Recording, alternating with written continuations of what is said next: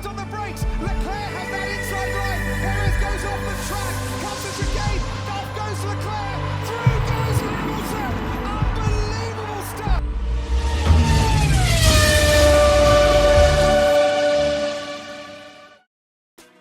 Welcome, welcome, welcome. This is episode 20 of the Debrief Brazil.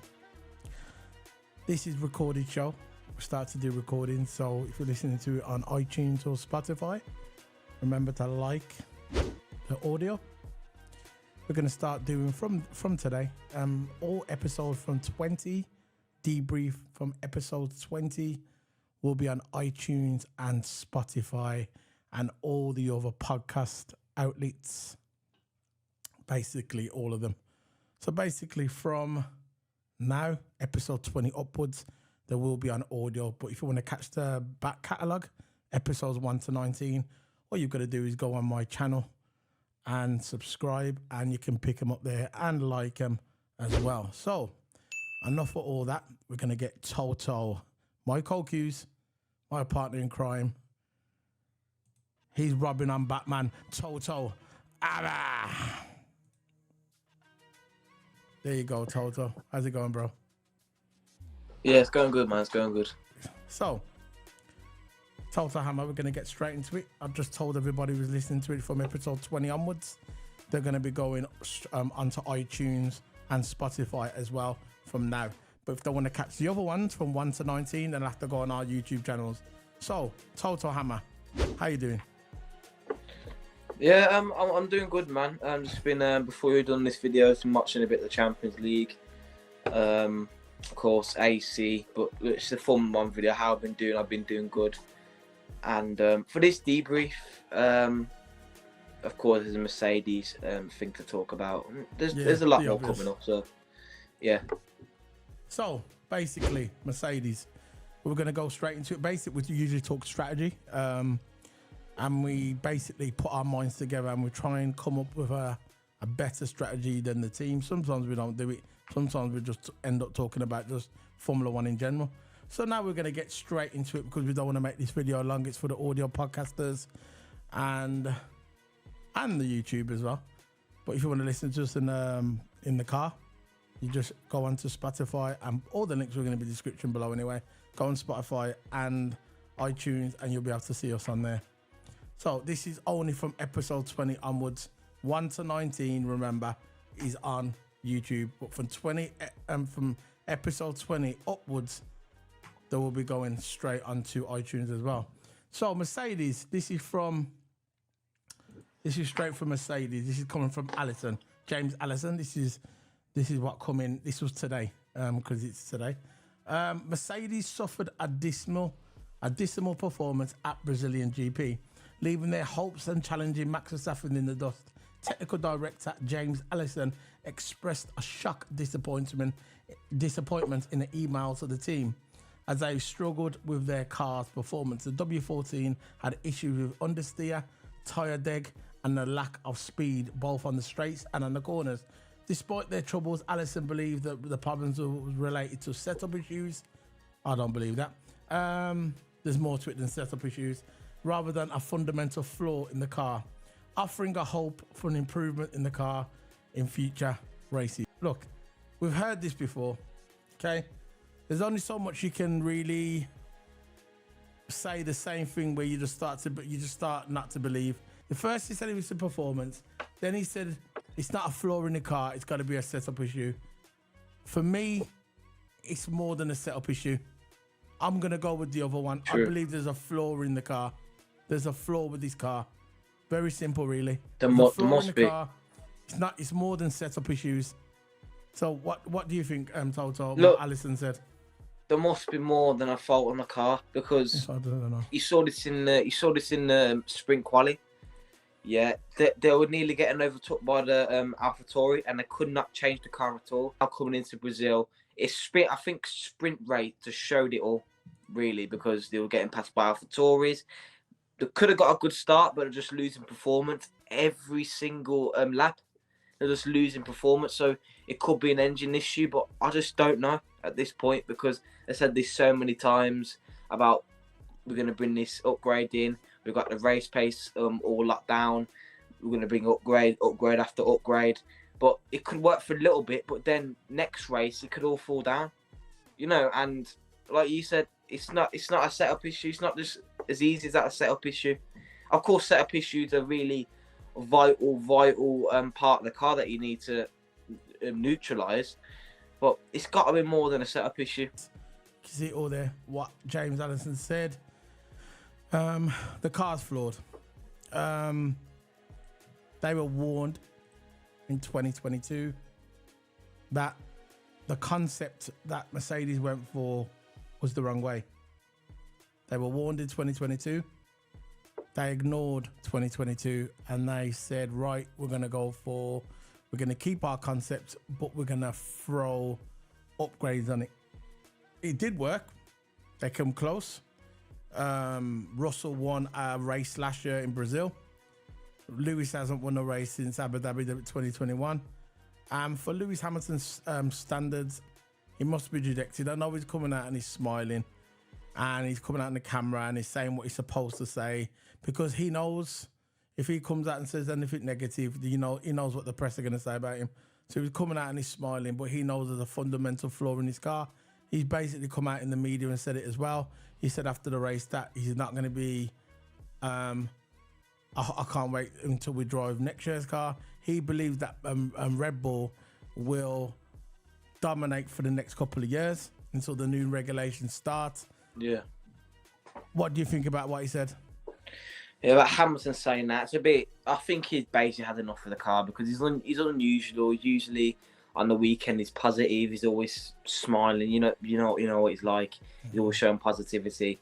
But I think that's the real him coming out there in that interview saying Red Bull are going to dominate for the next 2 years, which is, it could be a bold statement. It could not, because at this point we all thought that Red Bull stop upgrading after Baku.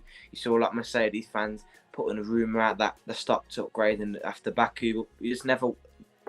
I was thinking, if they stop upgrading after Baku, their car will go down and down and down the positions. We'll still be a top 5 team, but they'll lose a lot of performance, since if they don't go for that long and other teams are upgrading, you're going to fall behind. But all time, I thought they weren't upgrading, but they were upgrading. And that's how they were getting the performance. That's how they were getting ahead. Yeah. And how I think about Lewis Hamilton saying that statement, I think he's had enough. I don't think he even suits his driving style of the car. And I think he said once in an interview that I can't wait till this season's over to never drive this car again. That's roughly what I said. It's not exactly what he says, but that's basically what he said. I never want to drive this car. I'm not sure what they did with the car, but it's one of them. It's on rails. The car's on rails, and any little tweak to the car, it can just throw the car off. It's on rails.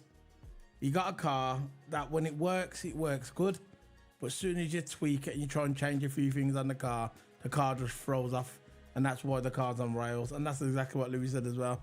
The car's on rails, and it's just not what they wanted. They should have changed concept when it was warned in 2022. And I tweeted the exact thing I'm going to say now. It's the arrogance of Mercedes. The reason why this is happening. They was on top for 8 years. I don't know who the gentleman was what went to Mercedes. They told them pre ground effects that they're going to change to the ground effects. And this guy knew exactly. He was like the Adrian Newey. And he tried to give Mercedes advice. Mercedes ignored it. They went with their way with the big side pods, which was a complete and utter disaster. And they said, "No, we're going to go with our concept." They weren't interested. And I understand when you're on the top for so long, you do grow in confidence, and you get arrogance. Is just the way it is. It's Formula One. But when you know you've made a big fundamental mistake, yeah, and you still try with the concept, and you think, "I'm going to throw the upgrades on it," then it becomes stupidity. And in my book, it's stupidity. Mercedes should have done better. And now when they just say when next season starts. Next season comes out, 2024. They got the new concept. It's a bit like the Brazil one. I mean, a bit like the Red Bull car. Remember, Red Bull are already 3 years into their cycle.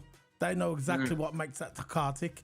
So when Mercedes come out next season, yeah, in 2024, they'll be new to everything again. So they'll have to start all over again. And then a couple more years, it's going to be the new regulation. So for Lewis to come out and say, look, I know Lewis does get down sometimes. When he gets down, he wears his heart on his sleeve. We get it.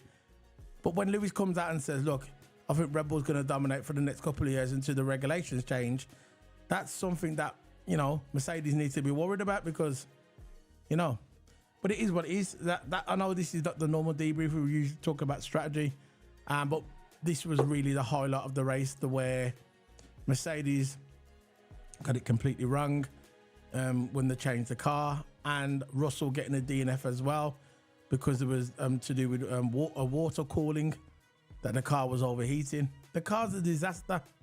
I know. The car is a disaster. It can't handle heat. Once the heat and humidity comes in, it can't handle it simply. Another one I think I want to point out Mercedes that is their pit stops. Their pit stops really need to get better because every time they get a pit stop, they sit in the pit lane and they get at least 3.1 seconds. And you see McLaren, Red Bull, especially McLaren and Red Bull, have been getting 1.9 seconds. If it's a slow pit stop for them, is under 2.5 seconds, about 2.8, 2.7. That's a slow pit stop for them. A fast pit stop for Mercedes is like 2.9, 2.8 at best. Yeah. Because I barely get that. You never really see Mercedes get to the 2.1 mark, 2.2 mark. You never really see them. And that's how they lose. Think about it. Yeah. Say if Red Bull gets a 2 second pit stop and then Mercedes gets a 3 second pit stop. Again, that's 1 second less. And then Red Bull could maybe do something on the undercut, or another team could do something on the undercut. A 1 second loss or 1.5 second loss is a really big impact to the race. And that's what Mercedes needs to narrow down on. They need to narrow down the pit stop because always 3.5 seconds, 3.3 seconds. They always have some kind of delay. They need to improve on that. Okay, fair enough. That's the end of the debrief, episode 20, Brazil. Thank you very much for joining us, guys. This is the first one on audio podcast and also on YouTube as well. If you want to catch all the debriefs from 1 to 19, go on YouTube. And if you want to listen to my audio, it's going to be from this episode, episode 20 onwards. But you can we still stream, we still record it on YouTube as well. But if you want any audio for 20 upwards, hit the podcast button and you'll be able to listen to it through the car or at the gym, however you listen to your podcast. So this is Solo P1, the end of the debrief, episode 20, Brazil. Remember, all episodes from episode 20 onwards will be on audio as well. Any episode you want to listen to non-audio, 1 to 19. So basically all the debriefs from episode 119, 1 to 19 will be on YouTube on video. Or the audio one from episode 20, which is now, onwards will be on video and audio as well. So the podcast is there, iTunes and Spotify. See you later, guys. Big up. Episode 20, debrief in the bag. Bye. On the brakes, Leclerc has that inside line. Perez goes off the track.